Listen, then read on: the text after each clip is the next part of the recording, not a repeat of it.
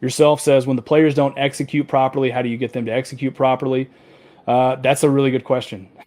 That's a really good question. My recommendation, if they're not executing properly, is again, it goes back. We talked about this a little bit earlier on in the broadcast. I feel like um, it goes back to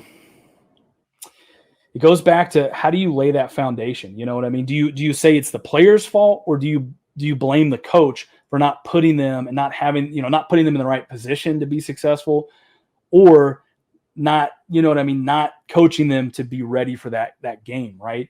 And that's the key that you have to understand with it. Is it the players not executing, or is it the coaches not coaching and putting them in the right position?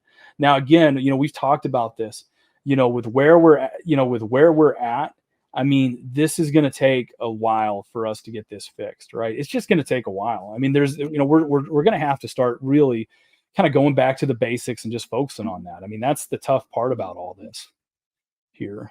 Let's see.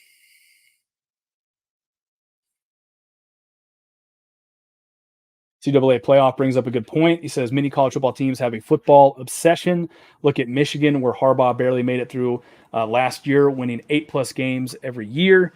Let's see, beating OSU saved his job. Yeah, I agree. I think that kind of changed the narrative a little bit. That certainly changed the narrative around Jim Harbaugh. A lot of Michigan fans were starting to get kind of pissed off that they weren't beating Ohio State. They weren't doing these things. And if you think that we bring another coach in here and we don't start competing with Michigan and Ohio State, even if we win 6, 7, 8 games a year, even if we start making it to the Big Ten, championship game, our fans are going to start getting pissed too, right? And that's how we get back in these situations a little bit, right? Again, I think a lot of the arguments is when you get a good coach and they can win 8, 9 games a year, are you okay with that, right? Are you okay with them winning 8 or 9 games a year? Here's the thing. Again, college football is changing. The landscape of college football is changing. We're getting ready to go to a 12-team college football playoff, right? You could certainly make the argument that even the second or maybe even third best, team in the Big Ten could make it there. If they can be a top 12 team, I mean, why not, right? So again, if that's something we can get better at, maybe we can get back and maybe have a chance to sort of get to the playoff in that way, right? Let's see here. It's another interesting thing here too from NCAA playoff. Again, thank you so much for being a contributor. It seems like week in and week out, man. Honestly, I appreciate that. Osborne and his coaches met with Bobby Bowden, and they talked about how to recruit speed and athletes. That's when things really turned around for Osborne. Yeah, I mean, those old Florida State teams, man, they were tough. And there's a lot of speed down there, right? And, they started to realize that, hey, maybe, just maybe, we've got the power, we've got the offensive line, we've got the smarts, but how do we sort of, speed's that one thing you can't teach. You're either born with speed or you're not. I unfortunately was not born with speed. I had to work my ass off to run a 4.740 when I was in high school. I was not a fast kid, so I can tell you right now. And I grew up down there in Georgia. It is not something that I was blessed with. But there's some people that you meet, and you guys know what I'm talking about, where they just go. I mean, they're just quick, and it's a tough thing. Let's see here. Mark Laporte, this is an interesting one. Is the Mountain West taking teams? Well, I tell you right now, we may want to get our applications in order, right?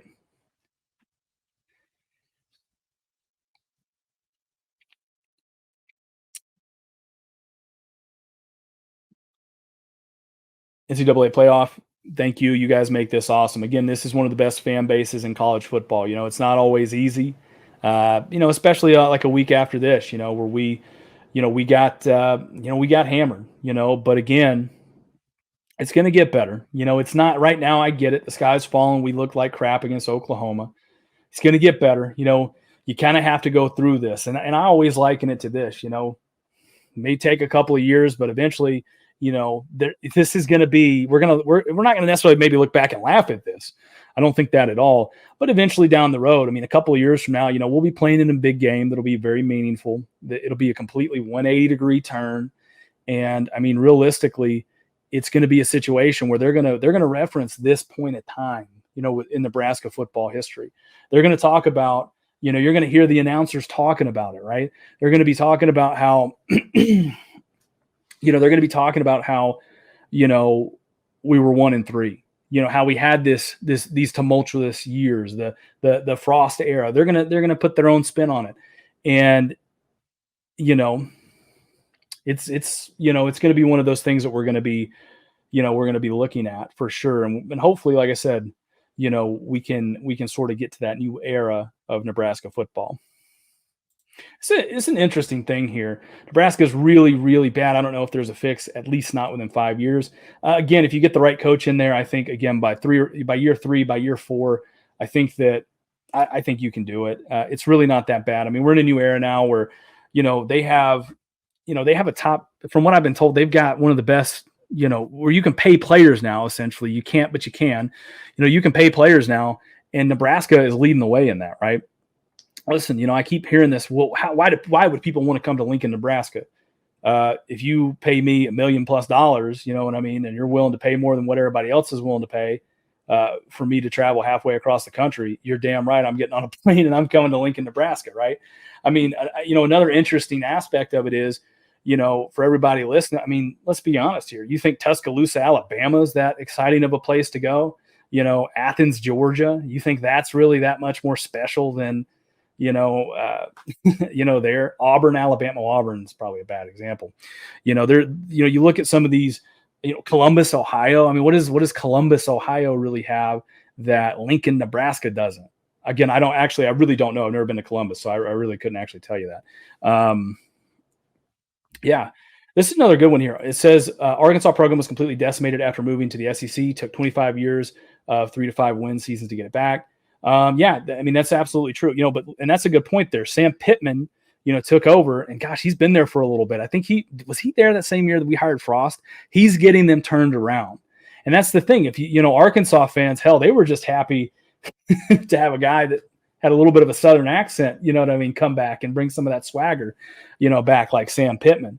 And I'll tell you right now, Sam Pittman came in and he changed the complete culture of that, from the Chad Morris years. I mean, it was just a completely different, different team. I feel like, year in and year out. I think that first year with Sam Pittman, they held Georgia pretty close. I mean, they ended up losing. They gave Georgia a little bit of a scare though. So that's how you knew that things are going to be a little bit different. I feel like down there in Arkansas.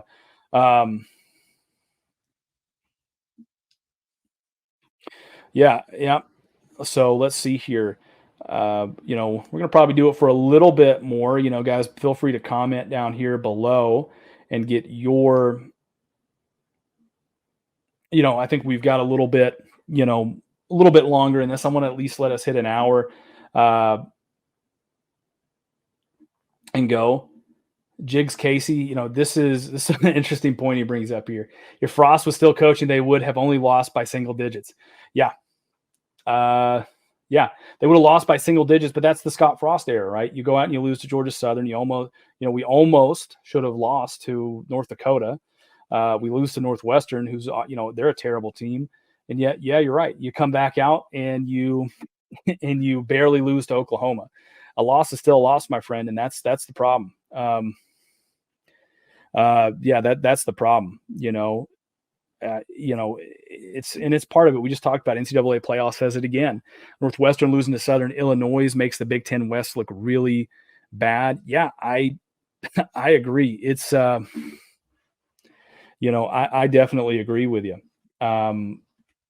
It's tough. It's tough. I mean, that's the hard part of it is the Big Ten West. I mean, it's a winnable league. It's a league we should be competing in.